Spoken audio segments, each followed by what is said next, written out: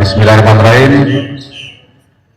Yang kita hormati bersama rekan-rekan wartawan media, pada hari ini kami akan menyampaikan beberapa informasi, yaitu mengenai yang pertama, perkembangan penanganan perkara dugaan korupsi pengadaan Chromebook dan Chrome Device Management di Kemendikbudristek 2019-2022 yang akan nanti disampaikan oleh Bapak Direktur Penuntutan Bapak Riono. Kemudian yang kedua terkait penanganan dari Satgas PKH yang nanti akan disampaikan oleh Bapak Barita Simanjuta. Nanti awalnya kita akan melaksanakan penyampaian dulu. Setelah semua menyampaikan, baru akan dilaksanakan sesi tanya jawab. Demikian waktu dan tempat kami persilahkan kepada Bapak Direktur Penuntutan.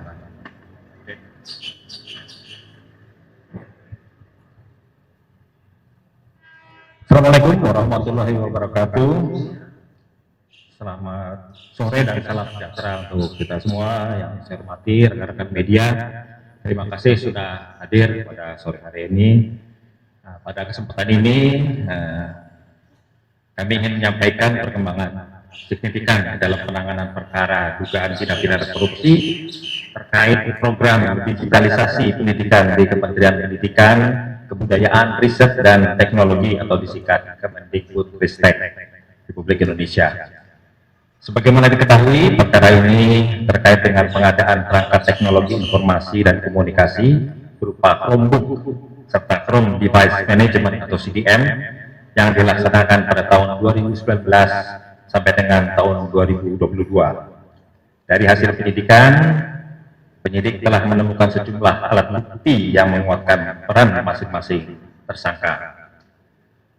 Hari ini dapat kami sampaikan bahwa Saudara NAM, yaitu Nadiem Anwar Makarim, selaku Menteri Pendidikan, Kebudayaan, Riset, dan Teknologi atau Mendikbudristek pada periode tersebut, bersama Saudara Ibrahim Arif, Saudari Sri Wahyuningsih, Saudara Mulyadisah, dan Saudara Yuristan, diduga melakukan tindak pidana korupsi yang dimulai sejak proses penyusunan kajian teknis dan pengadaan peralatan teknologi informasi dan komunikasi atau disingkat TIK di Kemendikbudristek.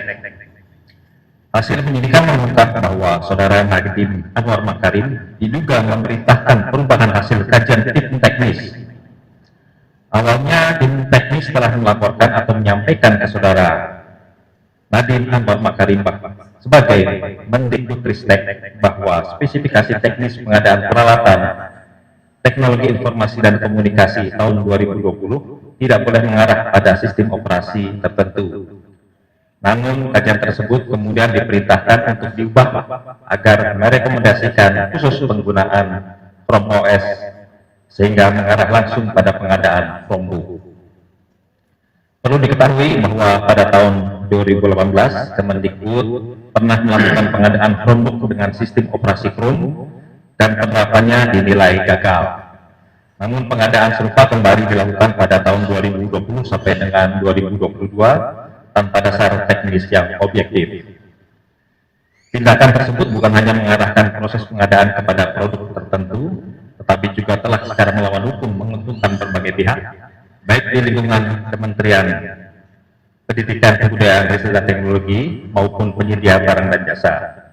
Dengan demikian, terdapat dugaan perbuatan memperkaya diri sendiri, orang lain, atau suatu korporasi secara melawan hukum, termasuk adanya penerimaan uang oleh pejabat negara. Dari hasil perhitungan kerugian negara diperoleh angka, yaitu kemahalan harga Chromebook sebesar 1.588.662.716 rupiah 74 sen, dan pengadaan Chrome Device Management yang tidak diperlukan dan tidak bermanfaat sebesar 627.387.678.730 rupiah, sehingga total kerugian negara mencapai lebih dari 2,1 triliun rupiah. Rekan-rekan media, kami juga ingin menyampaikan bahwa proses penanganan perkara ini telah memasuki tahap penting berikutnya, yaitu di mana pada hari ini Senin tanggal 8 Desember 2025 Jaksa Penuntut Umum secara resmi telah melimpahkan berkas perkara dan surat dakwaan ke Pengadilan Tindak Pidana Korupsi pada Pengadilan Negeri Jakarta Pusat. Dengan demikian, penanganan perkara ini secara resmi memasuki fase persidangan di pengadilan dengan satu surat pelimpahan perkara nomor B garis datar 9397 garis miring M.1.10 garis miring FT.1 garis miring 12 garis miring 2025 tanggal 8 Desember 2025 atas nama terdakwa Nadiem Makarim selaku Menteri Pendidikan, Kebudayaan, Riset dan Teknologi atau Mendikbudristek tahun 2019 sampai dengan 2024. 2. Surat pelimpahan perkara nomor B garis datar 9403 garis miring M.1.10 garis miring FT.1 garis miring 12 garis miring 2025 tanggal 8 Desember 2025 atas nama terdakwa Ibrahim Arif selaku konsultan teknologi pada Kemendikbudristek. 3. Surat pelimpahan perkara nomor B garis datar 9399 garis miring M.1.10 garis miring FT.1 garis miring 12 garis miring 2025 tanggal 8 Desember 2025 atas nama terdakwa Muljab Syah selaku Direktur Sekolah Menengah Pertama pada Direktorat Jenderal Pendidikan Anak Usia Dini, Pendidikan Dasar dan Pendidikan Menengah pada tahun 2020 sampai dengan 2021 sekaligus kuasa pengguna anggaran atau KPA di lingkungan Direktorat Sekolah Menengah Pertama tahun anggaran 2020 sampai dengan 2021. 4. Surat pelimpahan perkara nomor B garis datar 9401 garis miring M.1.10 garis miring FT.1 garis miring 12 garis miring 2025 tanggal 8 Desember 2025 atas nama terdakwa Sri Wahyuningsih selaku Direktur Sekolah Dasar pada Direktorat Jenderal Pendidikan Anak Usia Dini, Pendidikan Dasar dan Pendidikan Menengah pada tahun 2020 sampai dengan 2021 sekaligus kuasa pengguna anggaran di lingkungan Direktorat Sekolah Dasar tahun anggaran 2020 sampai dengan 2021. Para terdakwa dikenai dengan dakwaan primer pasal 2 ayat 1, pasal 2 ayat 1 junto pasal 18 Undang-Undang Republik Indonesia nomor 31 tahun 1999 sebagaimana diubah dan ditambah dengan Undang-Undang nomor 20 tahun 2001 junto Undang-Undang Republik Indonesia nomor 31 tahun 99 tentang perubahan atas Undang-Undang RI nomor 31 tahun 1999 tentang pemberantasan tindak pidana korupsi junto pasal 55 ayat 1 ke 1 KUHP. Subsidiar pasal 3 junto pasal 18 Undang-Undang RI nomor 31 tahun 1999 sebagaimana diubah dan ditambah dengan Undang-Undang nomor 20 tahun 2001 junto Undang-Undang RI nomor 31 tahun 1999 tentang perubahan atas Undang-Undang RI nomor 31 tahun 1999 tentang pemberantasan tindak pidana korupsi junto pasal 55 ayat 1 ke 1 KUHP. Pelimpahan berkas ke Pengadilan Tipikor ini menegaskan bahwa seluruh proses penyidikan dan penuntutan telah dilakukan secara cermat, profesional, dan berdasarkan bukti yang kuat. Tahap berikutnya menjadi kewenangan majelis hakim untuk memeriksa dan mengadili para terdakwa. Demikian yang dapat kami sampaikan. Wabillahi taufiq wal hidayah. Assalamualaikum warahmatullahi wabarakatuh. Assalamualaikum warahmatullahi wabarakatuh. Salam sejahtera, shalom, om swastiastu, namo buddhaya, salam kebajikan. Selamat sore rekan-rekan awak media yang berkenan hadir pada sore hari ini. Kami akan menyampaikan dua hal berkaitan dengan kegiatan Satuan Tugas Penertiban Kawasan Hutan. Yang pertama berkaitan dengan pengawasan bandara dan pelabuhan. Yang kedua, kami akan sampaikan mengenai capaian kinerja serta progres dari tugas-tugas yang menjadi bagian penting dari informasi publik yang diberikan oleh Satuan Tugas Penertiban Kawasan Hutan. Yang pertama, kami akan menyampaikan berkaitan dengan Satgas Terpadu memperkuat pengawasan bandara dan pelabuhan khusus IMIP dan IWIP yang berhasil mengungkap sejumlah pelanggaran. Kami sampaikan perkembangan terkait kinerja Satgas Terpadu beberapa waktu belakangan ini. Pemerintah melalui Satuan Tugas Terpadu berhasil memperkuat pengamanan, pengawasan dan penegakan hukum di bandara dan pelabuhan khusus PT Indonesia Morowali Indonesian Park IMIP Morowali Sulawesi Tengah dan PT Indonesian Weda Bay Industrial Park atau IWIP di Weda Bay, Maluku Utara.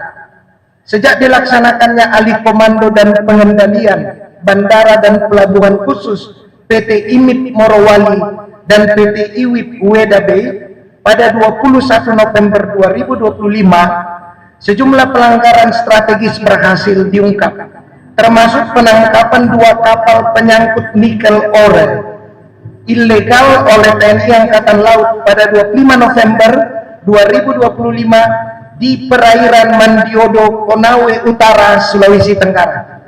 Kedua kapal tersebut milik PT PMH dengan muatan milik PT DMS bertujuan ke PT IMIP Morowali. Terbukti melakukan pelanggaran serius, mulai dari beroperasi di jeti ilegal, tidak memiliki surat persetujuan olah gerak atau SPOG, sehingga tidak membawa dokumen kapal dan muatan yang sah. Seluruh temuan tersebut diduga melanggar ketentuan Minerba dan peraturan pelayaran, sehingga unsur TNI Angkatan Laut mengawal kedua kapal ke Lanal Kendari untuk proses hukum lebih lanjut.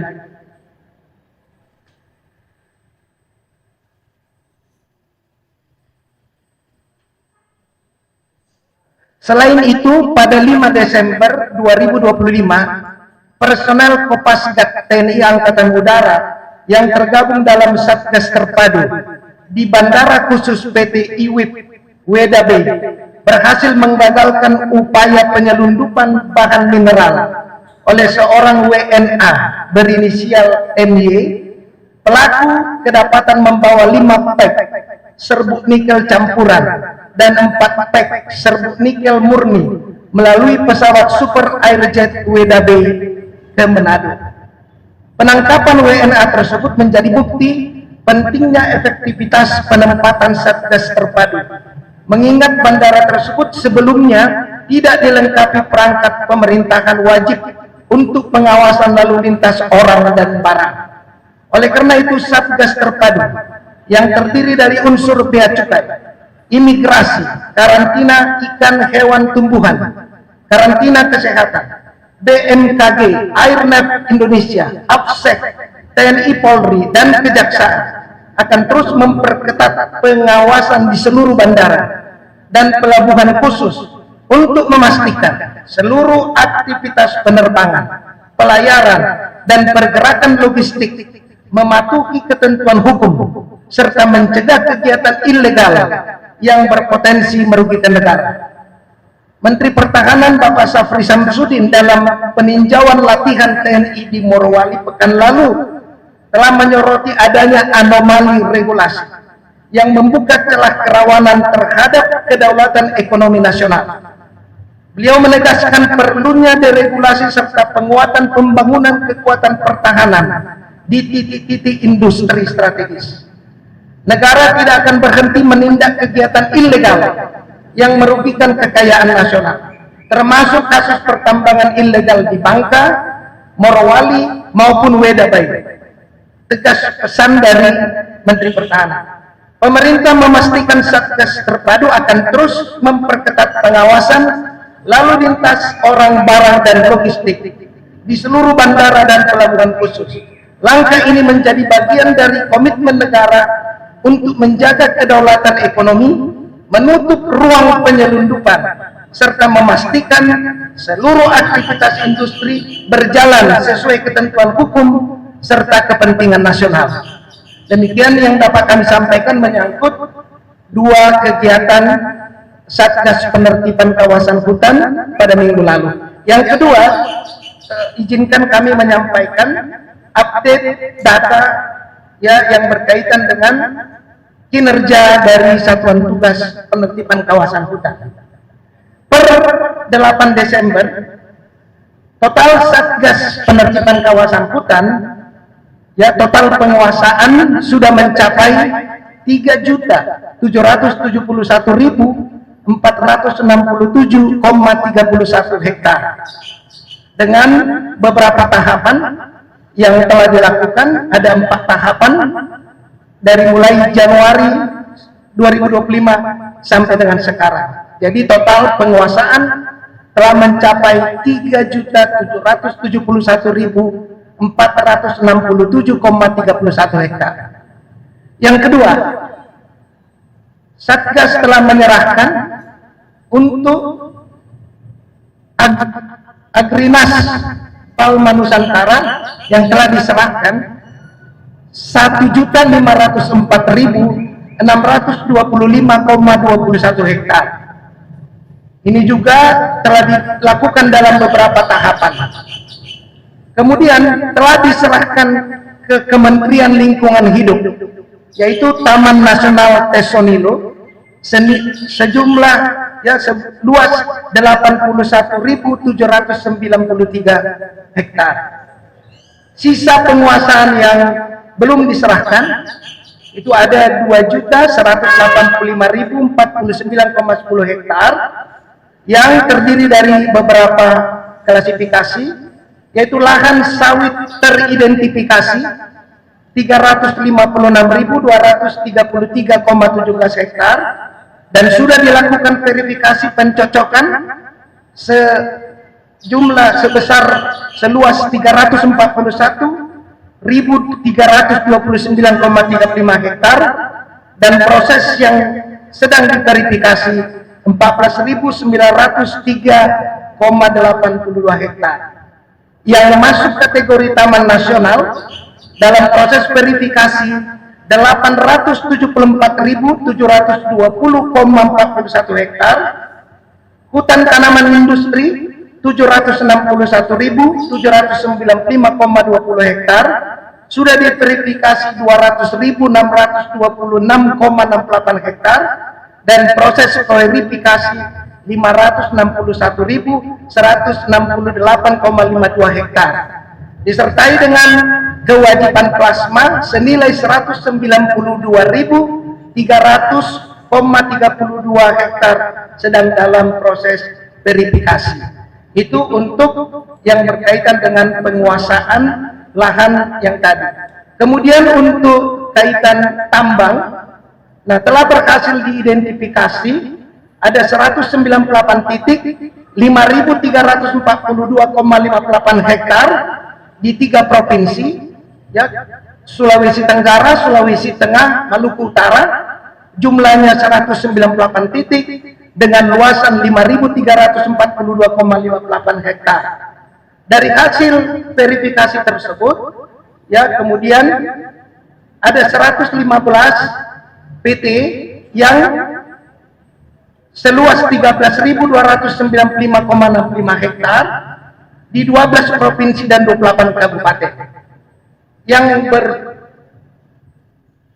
penguasaan kembali. Ada 51 PT 5.834,34 hektar di 6 provinsi dan 14 kabupaten, dan masih direncanakan penguasaan kembali atas 23 PT seluas 1.581,8 hektar di 3 provinsi dan 8 kabupaten. Oleh sebab itu kami perlu menyampaikan bahwa sampai dengan akhir Desember ini target yang sudah tercapai 3.771.467,31 hektar, dan pada akhir Desember ini dalam 2 minggu ke depan akan terpenuhi sesuai target sejumlah 4 juta hektar yang akan dikuasai kembali oleh negara. Nah, itu berkaitan dengan kawasan hutan. Yang kedua, dari poin kedua itu, tentu perlu kami sampaikan, kalau sudah dikuasai, bagaimana selanjutnya penagihan dan pengembalian yang sifatnya berisi denda administratif. Kemudian itu sudah dilakukan per hari ini terhadap 71 perusahaan korporasi yang terdiri dari korporasi sawit dan tambang. Ada 49 korporasi sawit, PT sawit, yang diperkirakan dan sudah dihitung 9 triliun 420 miliar. Sedangkan tambang itu ada 22 PT tambang korporasi yang senilai 29,2 triliun. Dari 49 perkebunan sawit tersebut telah dilakukan penagihan terhadap 49 korporasi tersebut, dan 33 dari korporasi itu hadir, 15 PT sudah membayar 1,7 triliun, 5 siap membayar, dan ada tentu yang mengajukan keberatan. Walaupun pengajuan keberatan ini karena hitungan itu sudah dilakukan oleh auditor negara, karena di dalam Satgas ini ada 12 kementerian lembaga termasuk BPKP yang sudah melakukan penghitungan sesuai regulasi yang berlaku. Tentunya keberatan itu sepanjang dapat diterima akan dilakukan verifikasi, namun kewajiban dan kepada negara, hak negara tentu saja akan menjadi bagian penting dari upaya Satgas memastikan kepatuhan terhadap regulasi dan kepastian terhadap pemenuhan kewajiban oleh PT tersebut. Nah, dari 49 PT ada 3 korporasi yang belum hadir, belum memenuhi kewajibannya, dan untuk itu tentu saja Satgas PKH sebagai instrumen negara akan melakukan langkah-langkah hukum untuk memastikan dipatuhinya kewajiban terhadap negara, dan dengan itu langkah-langkah hukum tersebut sudah dipersiapkan untuk dilakukan untuk memastikan kewajiban-kewajiban dan kepatuhan itu segera dilakukan. Selanjutnya, dari perusahaan tambang ada 22 perusahaan tambang, 22 sudah masuk jadwal tagih, 9 masih menunggu. Dari 22 tersebut 13 hadir. Dari 13 di situ 1 korporasi sudah membayar senilai 500 miliar dari 2,94 triliun. 3 korporasi menerima apa yang sudah disampaikan oleh Satgas dan siap bayar, 1 masih mengajukan keberatan.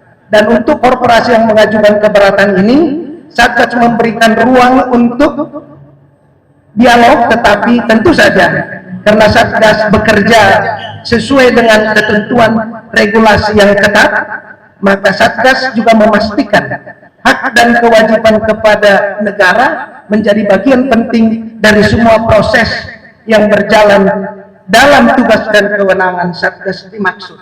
Oleh karena itu, khusus untuk perkebunan sawit telah masuk ke dalam escrow, ya, rekening sawit sebesar 1 triliun 761 miliar 579 juta 500 rupiah yang sudah menyatakan kesanggupan dengan nilai 83 miliar 386 juta 250 ribu, sehingga total untuk sawit atau perkebunan telah direkapitulasi senilai 1 triliun 844 miliar 965 juta 750 ribu rupiah. Sedangkan untuk tambang yang sudah masuk adalah 500 miliar rupiah, yang sudah menyatakan sang bayar adalah 1 triliun 643 miliar 731 juta 412.940 rupiah, ditambah 1 triliun 594 miliar 700 juta 505 ribu rupiah, sehingga totalnya adalah 3.738.431.987.940. Dan karena itu melalui konferensi ini kami juga menghimbau agar korporasi yang memiliki kewajiban sesuai dengan regulasi yang telah ditetapkan agar kooperatif dan dapat bekerja sama menyelesaikan seluruh pertanggungjawaban dalam rangka kepatuhan kepada regulasi dan untuk memastikan proses ini dapat dijalankan, dan tidak menutup kemungkinan Satgas Penertiban Kawasan Hutan melalui instrumen hukum yang dimiliki untuk melakukan langkah-langkah hukum bila mana ternyata upaya pemenuhan kewajiban administrasi denda, pemenuhan kepatuhan regulasi tidak diindahkan, maka langkah-langkah hukum sesuai dengan kewenangan dan regulasi akan dilaksanakan. Itulah sebabnya kami mengharapkan teman-teman media juga menjadi media kita untuk bisa mengingatkan bahwa tanggung jawab kepada bangsa dan negara menjadi bagian penting dari upaya kita menuntaskan, menyelesaikan masalah-masalah yang sekian lama kita telah upayakan untuk diselesaikan, sehingga kita bisa berangkat menuju tata kelola yang lebih baik dan melaksanakan amanat Undang-Undang Dasar 1945 pasal 33 untuk kesejahteraan dan kemakmuran bangsa dan negara. Khusus mengenai kegiatan pertama tadi, inilah yang perlu juga kami sampaikan, bahwa instrumen negara, kedaulatan negara dan kedaulatan ekonomi yang sama pentingnya siap untuk mengamankan agar tidak ada kekayaan negara, tidak ada kedaulatan ekonomi kita yang terganggu untuk kepentingan bisnis atau kepentingan apapun, sehingga bisnis investasi bisa berjalan, tetapi kepatuhan pada kedaulatan hukum negara kesatuan Republik Indonesia wajib dipatuhi oleh siapapun, oleh warga negara Indonesia, oleh warga negara asing, oleh korporasi Indonesia maupun oleh korporasi asing. Semua sama di hadapan hukum adalah bentuk komitmen kedaulatan negara kita dalam rangka menjaga pemulihan kedaulatan ekonomi sebagaimana diamanatkan oleh Presiden Prabowo. Demikian yang bisa kami sampaikan. Wassalamualaikum warahmatullahi wabarakatuh. Om Santi Santi Santi Om. Namo Buddhaya, salam kebajikan. Saya kembalikan kepada moderator Pak Agus. Baik, rekan-rekan media ada yang mau memberikan pertanyaan? Baik, silakan. Yang sini dulu, silakan. Ada mic. Mungkin satu-satu langsung dijawab ya. Satu-satu dulu langsung dijawab.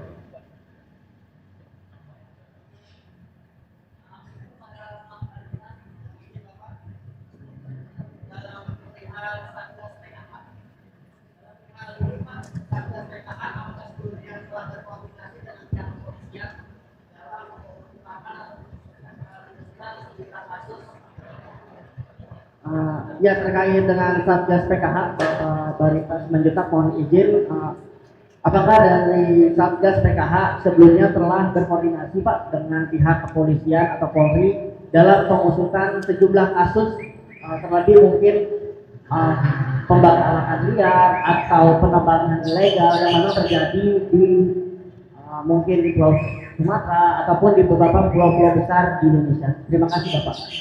Jawab langsung. Ya, Mas siapa dari? Mas Diki dari Metro Garuda TV. Ya, Mas Diki dari Garuda TV. Ini satu pertanyaan yang baik. Nah, saya perlu sampaikan bahwa Satgas Penertiban Kawasan Hutan terdiri dari 12 kementerian lembaga. Di situ ada unsur Kementerian Pertahanan, Menteri Pertahanan sebagai ketua pengarah, wakil ketuanya Jaksa Agung Republik Indonesia, Kepala Kepolisian Republik Indonesia, Panglima TNI. Di dalam pelaksanaannya, ketua pelaksana itu adalah Jaksa Agung Muda Pidana Khusus Bapak Fedri Adriansa, wakil ketuanya Kepala Staf Umum TNI Pak Richard Tampu Bolon, wakil ketua juga adalah Kepala Bareskrim Polri, dan unsur-unsur ada 12 di situ, ada BPKP, ada Kementerian Kehutanan, Kementerian Lingkungan Hidup, ada ATR BPN, dan dilengkapi dengan seluruh perangkat pelaksananya. Sehingga hakikat dibentuknya Satgas itu kan karena di situ ada seluruh instrumen negara yang terkait pada penertiban, diharapkan koordinasi lalu tindakan yang perlu dilakukan tidak membutuhkan waktu lama, dan karena seluruh unsur-unsur yang berkaitan dengan penegakan hukum, apakah itu penegakan hukum pro justisia, penghitungan denda administrasi, itu secara cepat dan akurat dilaksanakan karena semua ada di dalam Satgas Penertiban Kawasan Hutan. Yang kedua, itu juga dimonitoring dan dievaluasi secara berkala, karena Satgas ini juga memverifikasi, Mas. Misalnya ada keberatan, terbuka Satgas melalui kelompok kerja yang dibentuk untuk memastikan bahwa regulasi maupun keberatan dari siapa saja yang berkewajiban misalnya menyampaikan keberatan itu dilakukan proses verifikasinya, sehingga dengan demikian corporate governance-nya ya, kemudian kepatuhan kehati-hatiannya dijalankan. Jadi masyarakat tidak perlu khawatir karena di situ sudah hadir perangkat negara, instrumen negara yang menjamin agar kepatuhan, kepastian hukum bisa terjadi dan bisa diwujudkan melalui kerja-kerja Satuan Tugas Penertiban Kawasan Hutan. Demikian. Pak, masih terkait Satgas PKH, Pak. Pertama, kemarin kan Pak Kapus Penkum itu bilang sudah ada tim yang dikirim ke sana, Pak, untuk pengembalian kawasan hutan. Nah, ini update perkembangannya seperti apa, itu pertama, Pak. Terus yang kedua itu soal apakah Satgas PKH ini punya target penghutanan kembali, Pak, kawasan-kawasan yang sudah terlanjur menjadi kebun sawit atau tambang, Pak. Nah, atau perusahaan-perusahaan pelanggar itu hanya dikenakan denda administrasi tanpa harus mengembalikan hutan, memulihkan hutan lagi, Pak. Itu aja itu. Terima kasih. Ya. Terima kasih, Mas siapa? Ayo Pak. Dari Brief.id. Brief ID. Nah, ini juga pertanyaan yang bagus ya. Jadi kembali ke Perpres 5 2025. Di situ diatur yang menjadi tugas dan kewenangan Satgas PKH. Jadi tidak berhenti hanya di administratif denda, tetapi bisa beberapa skema penyelesaian, bisa penguasaan kembali, ya, antara lain bisa meminta denda administratif, tapi tidak menutup kemungkinan melakukan langkah-langkah penegakan hukum. Itu penting digaris bawah. Tetapi dalam rangka memastikan ketaatan pada regulasi, Satgas sesuai dengan kewenangan yang dimiliki masih akomodatif, melakukan dialog verifikasi pencocokan agar kewajiban itu dapat dihitung dan dikalkulasi secara ilmiah. Itu yang pertama. Yang kedua, ya, kan kalau penertiban kawasan hutan ini kan sudah jenis-jenis kawasan hutan itu sudah diatur dalam undang-undang terkait. Apakah undang-undang kehutanan beserta dengan undang-undang regulasi. Nah, Satgas itu bekerja berdasarkan regulasi itu. Sehingga misalnya kalau dia hutan lindung, hutan konservasi, ya, hutan produksi dan jenis-jenis itu dipastikan kalau diperoleh izin atau ada izinnya tapi tidak sah, nah maka akan melakukan beberapa alternatif yang dimungkinkan sesuai dengan Perpres tadi. Jadi yang jelas Satgas bekerja berdasarkan regulasi, memastikan aturan dipenuhi, ditaati dan dilaksanakan, serta menagih kewajiban yang timbul akibat adanya persoalan-persoalan administratif, penguasaan masa lalu untuk mengembalikan pada yang seharusnya dilakukan menurut ketentuan regulasi. Begitu, Mas. Buat Pak Dirjen, Pak Dirjen kasus Probox, ini ini kan kelihatannya ini baru kluster pertama nih Pak. Artinya apakah akan ada kemungkinan pemeriksaan untuk mereka yang bertanggung untuk apa? Diperkaya dari kasus ini, karena kita lihat masih perorangan, sementara kalau kita lihat bahwa perbuatan itu tidak hanya dilakukan oleh perorangan, tapi ada perusahaan-perusahaan yang dalam keadaan rektok. Apakah akan ada kelanjutan pemeriksaan tersebut? Khususnya kedua, Bapak sebagai Pak Jin, Pak, bingung juga saya. Apakah narasum apa? Humas atau apa, Pak? Pertama. Yang pertanyaannya, yang kasus tadi 2 kapal itu ada celah-celah. Kasus itu akan dikorupsikan bisa, Pak? Kurang jelas dengarnya Pak. Kasus 2 kapal yang ditangkap itu, kan itu undang-undang minerba. Apakah kemungkinan ada celah-celah untuk dikorupsikan? Nah, ini kan pertanyaan Bapak. Siapa yang jawab? Oh, Bapak. Yang pertama dulu ya. Yang pertama, Pak. Oke. Untuk pengembangan kasus itu nanti kami lihat pada hasil persidangan, fakta-fakta di persidangan, bagaimana apakah sudah cukup untuk mengarahkan kepada orang-orang yang lain, ataukah korporasi atau bagaimana. Yang pasti kami ya dari jaksa penuntut umum ini akan berusaha untuk membuktikan hasil penyidikan teman-teman dari penyidik nanti di pengadilan.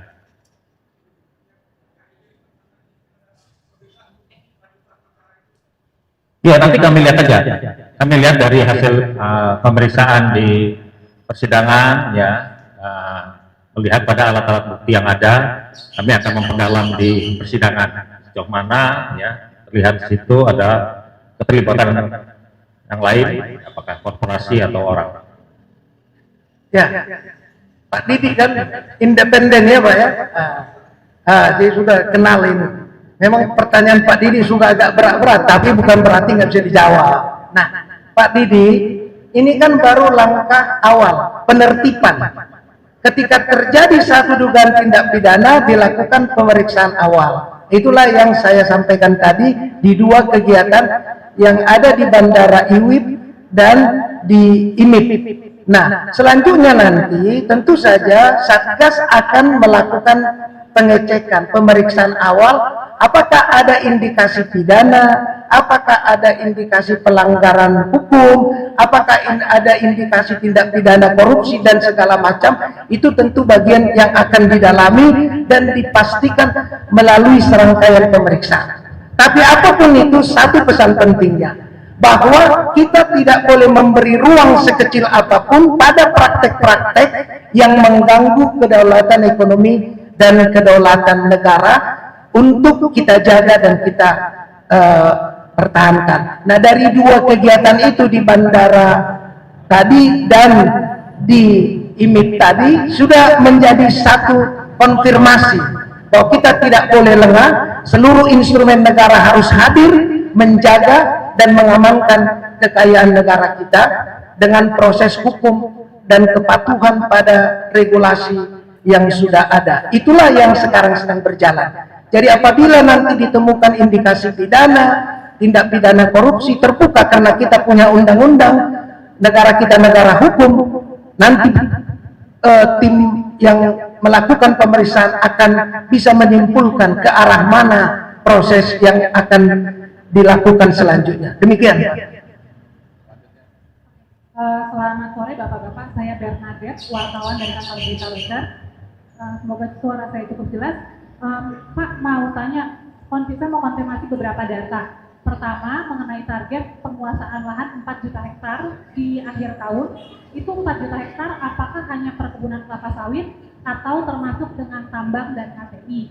Pertama itu. Kedua, mau tanya Pak, dari kurang lebih 3,7 juta hektar kebun sawit ya Pak, itu sebenarnya kepemilikannya seperti apa?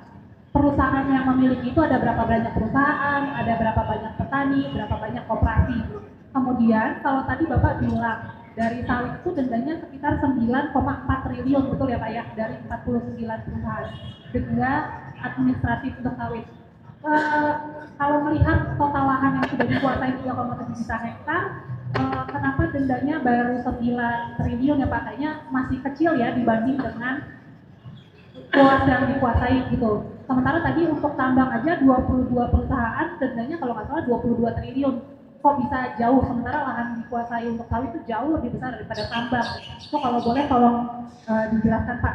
Jadi itu sama berarti sampai hari ini tadi sekitar 31,4 triliun ya Pak yang denda yang itu yang sudah ditagih atau yang sudah diterima oleh negara atau seperti apa, dan tenggat waktu pembayarannya sampai kapan Pak? Mungkin itu. Terima kasih. Ya, saya jawab dulu ya supaya jangan.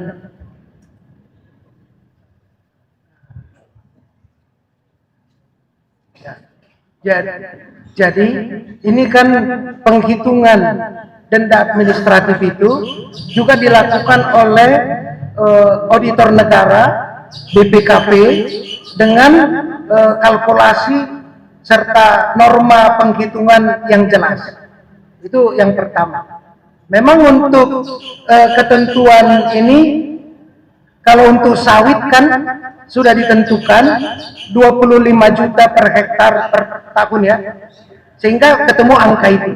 Karena dalam menghitung kewajiban membayar denda administrasi kan tidak boleh hanya perkiraan, tidak boleh hanya dugaan, tetapi harus berdasarkan standar hukum yang jelas dengan judgement dari auditor.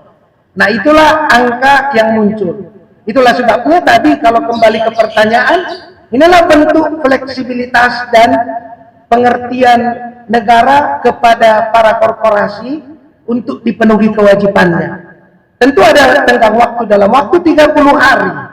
Apabila kewajiban itu dilaksanakan, maka tidak menutup kemungkinan Satgas Penertiban Kawasan Hutan akan melakukan langkah-langkah hukum, termasuk proses pro justisia, untuk memastikan patuh pada regulasi dan kewajiban kepada negara yang menjadi prioritas dari kewajiban-kewajiban tadi. Jadi kalkulasi hitungannya sudah ada untuk tambang juga, dan itu lama didiskusikan berdasarkan regulasi yang ada, keluarlah nilai kewajiban yang harus dipenuhi. Demikian yang bisa kami berikan jawaban.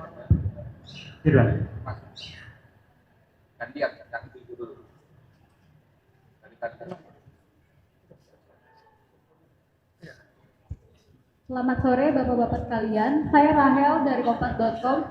Ada beberapa pertanyaan Pak. Yang pertama itu terkait dengan kasusnya Nadiem Makarim. Ini kan masih ada satu tersangka Juristan ya yang masih buron. Mungkin itu update pengembangannya bagaimana sejauh ini, dan apakah ketidakhadiran Juristan ini bisa menghambat persidangan Nadiem di kedepannya? Itu yang pertama. Yang kedua untuk Pak Satgas PKH. Ini terkait bandara ini Pak.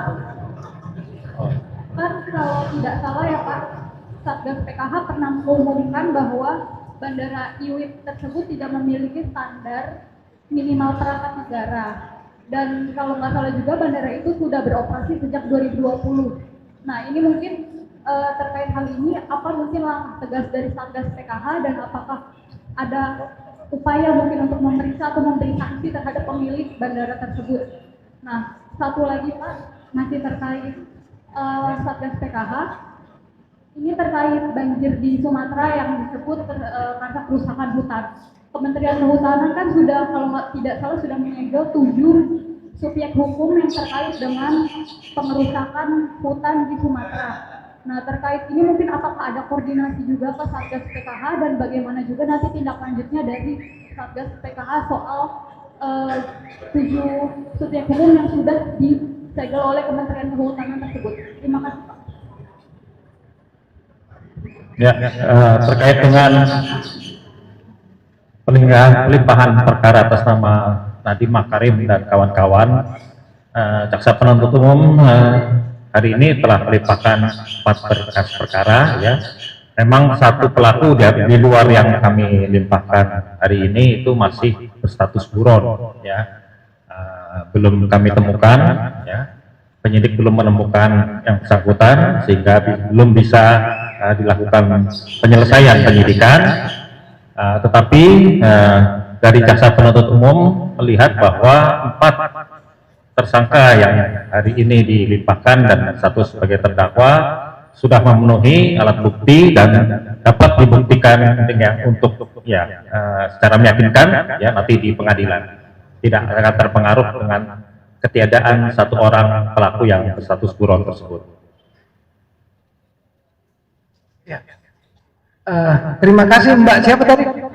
Rahel dari Kompas.com. Jadi yang pertama, memang beberapa waktu yang lalu Satgas PKH tegas menyatakan bahwa kehadiran instrumen negara yang penting seperti imigrasi, bea cukai, karantina, kepolisian, airnav, airsec itu sebenarnya tujuannya untuk memastikan tidak ada ruang celah kerawanan yang bisa digunakan untuk melanggar hukum. Itu prinsipnya.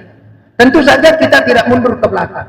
Tapi faktanya telah terkonfirmasi pada Jumat 5 Desember yang lalu ada upaya menyelundupkan bahan-bahan mineral untuk dibawa ke tujuan lain yang melanggar ketentuan yang berlaku.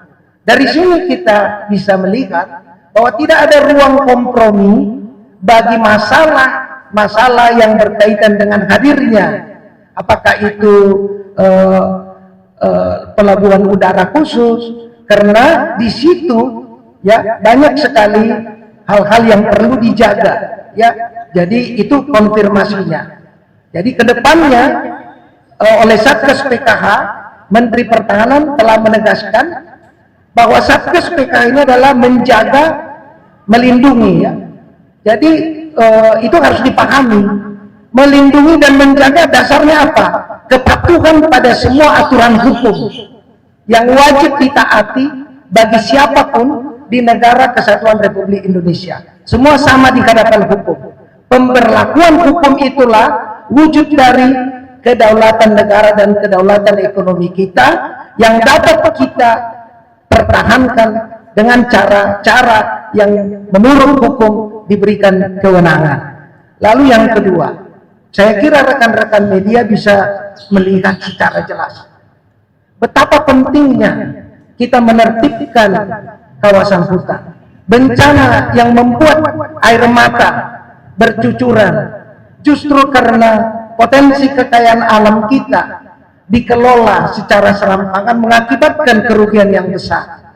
Tentu saja Satgas PKH telah melakukan kegiatan-kegiatan ya, investigasi penyelidikan awal, berkoordinasi dengan instansi terkait. Dan salah satu kelebihan dari Satgas PKH ini adalah koordinasi yang mudah, cepat, dan bisa segera dilakukan. Nah, dengan adanya koordinasi lintas itu, di mana di sana ada otoritas kehutanan, otoritas lingkungan, BPKP, Polri, Kejaksaan, maka apa yang terjadi tentu dalam investigasi dan penyelidikan itu dilakukan. Nanti akan disimpulkan apakah itu menjadi ranah kewenangan dari penyidik, apakah penyidik otoritas kehutanan, apakah penyidik Polri atau Pitsus. Nah, ini kan akan ditindaklanjuti secara pro justisia berdasarkan data-data objektif ya, bukti-bukti hukum yang dapat digunakan sebagai dasar untuk melakukan tindakan hukum lebih lanjut.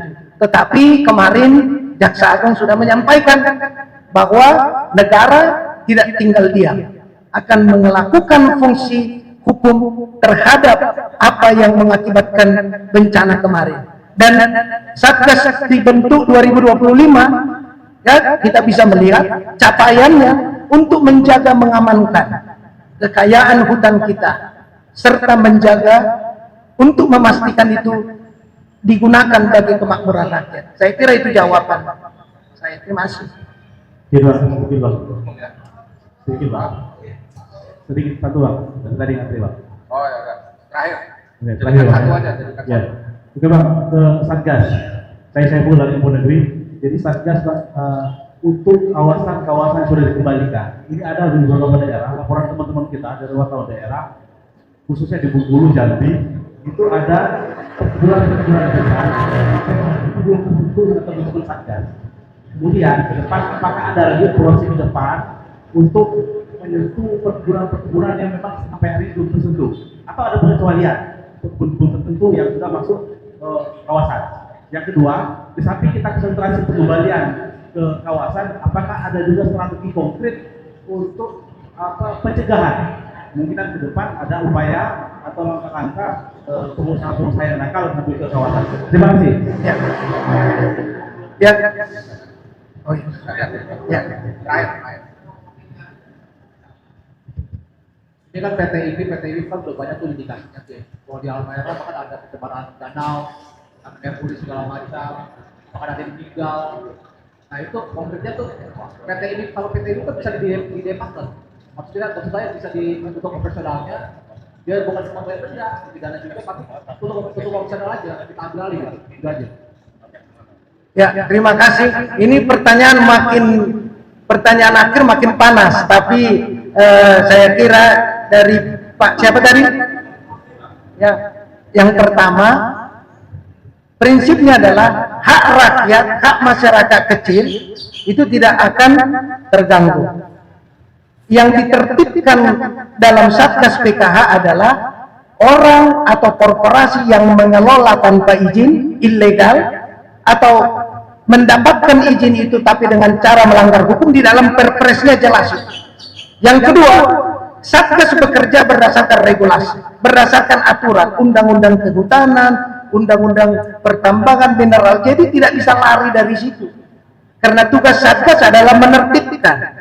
Sehingga pola penertibannya itu yang diatur dalam perpres tadi antara lain denda administratif, ya, pengambil alihan sesuai dengan fungsinya, tadi ada jenis-jenis hutang, beserta dengan proses pidana itu mungkin dilakukan. Nah, jadi kalau ada hak masyarakat termasuk hak korporasi yang diperoleh secara benar, itulah ada proses verifikasi. Di dalam Satgas ini ada beberapa kelompok kerja yang tugasnya mengecek data, informasi geospasial seperti apa, lalu mencocokkan data lapangan, data individu korporasi, termasuk data yang ada pada instrumen negara untuk dilakukan verifikasi. Sehingga outputnya adalah kesesuaian data yang akurat. Dengan itulah dihitung kewajiban-kewajiban yang ada diatur dalam peraturan pemerintah. Itu bagian pertama. Lalu yang kedua tadi Pak. Oh iya. Karena tugasnya penertiban tadi, tentu saja Satgas itu bekerja dalam pemenuhan kewajiban tadi yang diatur. Kemudian yang kedua, nanti tata kelola dari penguasaan kembali lahan kan itu diserahkan kepada negara melalui BUMN, yaitu PT Agrinas kan. Mereka lah yang nanti mengelola agar dapat digunakan untuk kemakmuran rakyat melalui negara. Itulah yang dilakukan proses penyerahan yang tadi sudah saya katakan ada sekian juta yang sudah diserahkan kepada Agrinas untuk dikelola secara profesional, secara legal, dan hasilnya diserahkan kepada negara. Lalu pertanyaan Mas tadi, ya kan, ini juga pertanyaan yang sebenarnya tidak sulit untuk dijawab, kan? Tetapi kita perlu katakan bahwa tugas Satgas itu adalah penertiban. Ya, jadi kita bekerja berdasarkan fakta objektif.